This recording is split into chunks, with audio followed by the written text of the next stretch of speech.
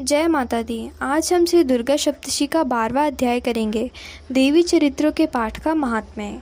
बिजली की रेखा की समान कांति वाली सिंह के स्कंद पर विराजमान भयानक रूप तलवार तथा ढाल हाथ में लिए हुए अनेक कन्याओं से सेवित, हाथों में चक्र, गदा, तलवार, बाण, धनुष, पाश, तर्जनी मुद्रा धारण करने वाली अग्निमय चंद्रमा को मस्तक पर धारण करने वाली त्रिनेत्रा दुर्गा देवी का मैं भजन करता हूँ।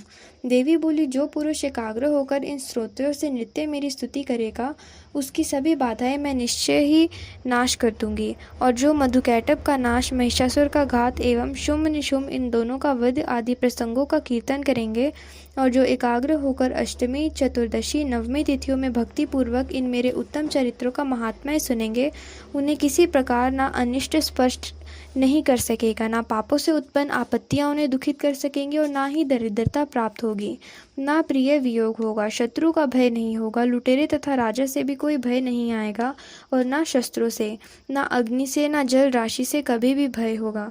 इसलिए मेरा महात्म्य एकाग्रचित होकर पढ़ना चाहिए एवं भक्ति से सदा सुनना चाहिए। मेरा चरित्र परम मंगलदाय है। महामारी से उत्पन्न सभी उपद्रवों को तथा तीनों तापों को मेरा महात्म्य शांत कर देता है। जिस मंदिर में नित्य ही मेरा यह महात्म्य पढ़ा जा रहा हो, उस स्थान का मैं कभी त्याग नहीं करती। वहाँ मेरा सन्निधान रहता है। बलिदान, पूजा, अग्निहोत्र एवं महोत्सव में इन सारे चरित्र का पाठ करे और श्रवण करे।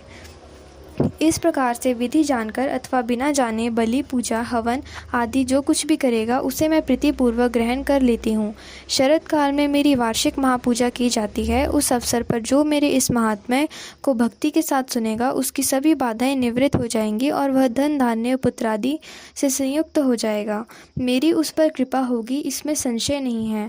मेरे इस महात्म्य को, मेरी उत्पत्ति वह पवित्र कथाओं एवं युद्ध में मेरी पराक्रम को जो भी पुरुष सुनेगा, वह सर्वथा निर्भय हो जाएगा। मेरी महात्म्य सुनने वाले पुरुष के शत्रु नष्ट हो जाते हैं, कल्याण प्राप्त होता है और कुल आनंदित रहता है। सभी शांति कर्मों में बुरे स्वप्न देखने पर, ग्रहों की दारुण पीड़ा होने पर मेरा महात्म्य श्रवण करे, उसके सभी उपद्रव शांत हो जाते हैं, ग्रहों की दारुण पीड़ाएं निवृत्त हो जाती है, मनुष्य से देखा हुआ बुरा स्वप्न भी सुख स्वप्न हो जाता है।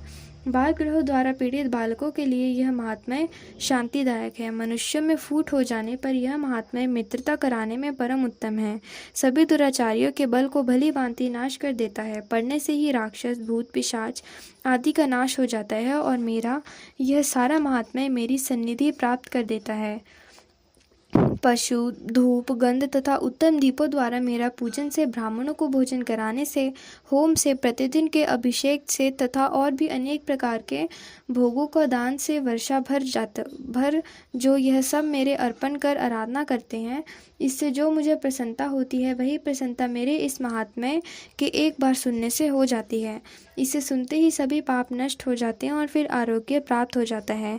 मेरी उत्पत्तियों का कीर्तन तो सभी भूतों से रक्षा करता है। युद्धों में वर्णित मेरा जो चरित्र दुष्ट दैत्यों का नाश करने वाला है, उसके श्रवण करने पर पुरुषों की, वैरियों के किसी प्रकार भी भय नहीं होता। हे देवतागण, तुम लोग ने जो मेरी स्तुति की है एवं ब्रह्मचारियों ने जो की है और ब्रह्मा जी ने जो की है, वे ही सभी मंगलमय बुद्धि देती है। वन में शून्य स्थान पर अथवा वन की अग्नि में घिर जाने पर, शून्य स्थान में डाकुओं से घिर जाने पर, शस्त्रों द्वारा पकड़े जाने पर, अथवा वन में शेर, चीता एवं हाथियों के पीछा करने पर, क्रोध में आकर राजा ने वध की आज्ञा दे दी हो या कैद में पड़ गए हो, अथवा महासमुद्र में जहाज पर बैठ जाने पर भारी तूफान आ जाए, उससे जहाज डगमगाने लगे, ऐसे अवसर पर घोर संग्राम में शस्त्रों का प्रहार होने लग जाए, सब प्रकार की बाधा पड़ रही हो, किसी महापीड़ा से आकुल हो, इस प्रकार की सभी घोर विपत्तियों से इस मेरे चरित्र का स्मरण करने वाला पुरुष छूट जाता है। मेरे प्रभाव से शेर आदि हिंसक, डाकू तथा शत्रु मेरे चरित्र के स्मरण करने वाले पुरुष से सभी दूर भाग जाते हैं। ऋषि बोले, इतना कहकर भयंकर पराक्रम वाली भगवती चंडिका सभी देवताओं को देखते देखते वहां पर अंतर्ध्यान हो गई। ये सभी देवता, जिनके शत्रु नष्ट हो चुके थे, निर्भय होकर पहले के समान अपने अपने अधिकार प्राप्त करके यज्ञ भागों का भोगता हुआ बाकी सभी दैत्यों का हाल सुनिए। जब देव शत्रु शुंभ युद्ध में मारा गया, जो शुंभ जगत के विंध्यवस पर तुला हुआ था, अतुल पराक्रमी भयंकर दैत्य उसके मारे जाने पर और फिर महापराक्रमी निशुंभ के भी मारे जाने पर बाकी के बचे कुछ दैत्य पताल में भाग गए। हे राजन, इसी प्रकार भगवती जगदम्बा नित्य स्वरूपा देवी पुनः प्रकट होकर जगत की रक्षा किया करती है। यह देवी विश्व का मोहन करती है, वहीं जगत को पैदा करती है, अपने आगे प्रार्थना करने पर संतुष्ट हो जाती है और यह विज्ञान एवं रिष्टि प्रदान करती है। हे राजन, उसी ने ही सारे ब्रह्मांड को व्याप्त कर रखा है। महाप्रलय काल में महामारी के स्वरूप से यह देवी ब्रह्मांड भर में व्याप्त हो जाता है। वही समय समय पे महामारी हो जाती है और जन्मा होते भी वह सृष्टि रूप हो जाती है। वही सनातनी देवी समय पर प्राणियों की स्थिति किया करती है। मनुष्य की उन्नति देवी में वही घर की बुद्धिदायिनी लक्ष्मी रूपा हो जाती है। फिर अभाव के समय विनाश के लिए अलक्ष्मी भी बन जाती है।